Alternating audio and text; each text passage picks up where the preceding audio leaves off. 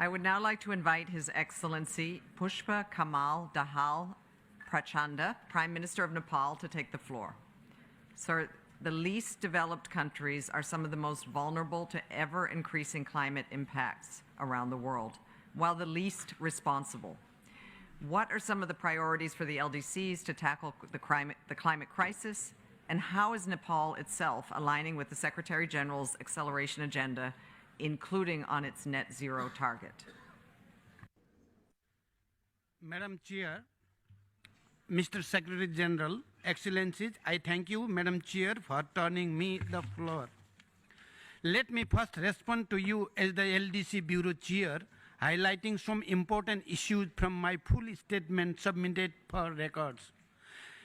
As the most vulnerable countries, LDCs have been bearing the brunt of climate change, despite accounting for only 3.3% of greenhouse gas emission. For LDCs to tackle climate crisis, first, we call for effective implementation of Doha program backed with adequate resource and technology as it comprehensively addresses climate change, environmental degradation, and recovery from the COVID-19 pandemic, putting resilience and risk-informed development at the core.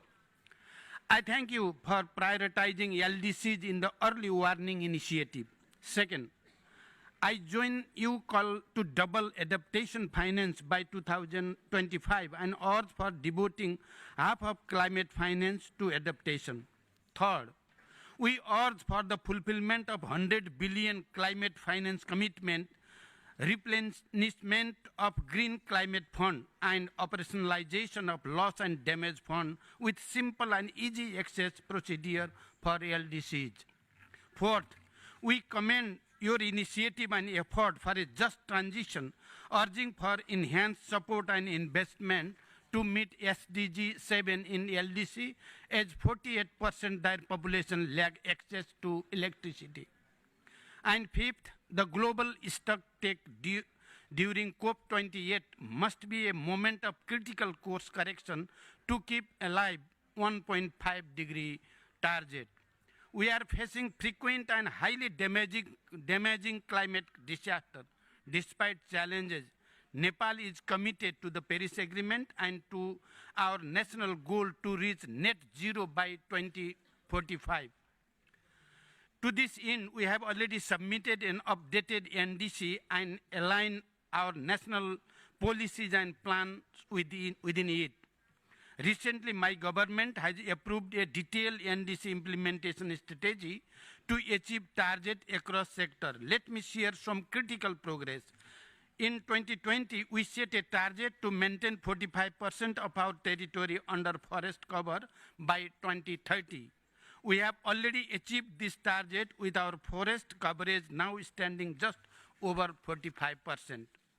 Against our target of clean energy generation from 1,400 megawatts to 15,000 megawatts by 2030, we have already reached nearly 3,000 megawatts, and with ongoing hydro and solar projects, we are well on track to achieve the target. Our efforts to promote electric vehicles are progressing well. Recently, we have added over 50 charging stations, and we are installing additional 500 charging stations, and shortly, mostly for public vehicles. We pursue locally led adaptation approach and involve local communities, indigenous people, women, and young people in climate actions.